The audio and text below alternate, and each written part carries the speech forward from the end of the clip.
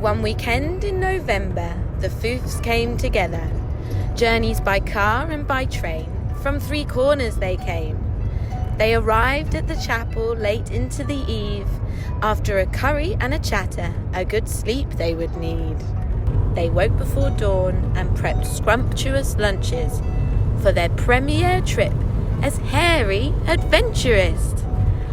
Layered in waterproof coats, hats and boots, they jumped in the car and off went the Foofs.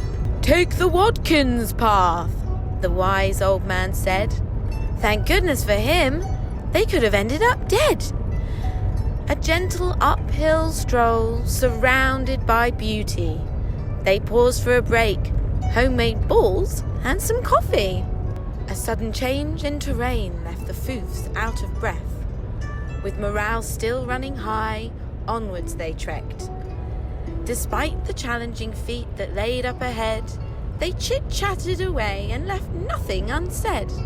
Having derobed at the start at their first pit stop, the higher they climbed, the temperature dropped. Rumours and whispers of snow that's waist deep. As they clambered the rock face, it began to get steep. Ears popping, some wheezing, doubts creeping in, sliding and slipping, confidence waning. One Foof, she spoke out of her fear to continue. "Do what you gotta do!" The group splits in two. The rest of the troop, still feeling courageous, scrambled on all fours, even though it was dangerous. "Wow, it's got slippy and slidey up here." At first it was fun, but then grew the fear.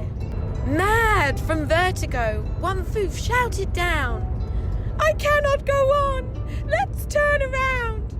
"You're right, this is crazy, but how is it done?" Do you know what they did? They slid down on their bums.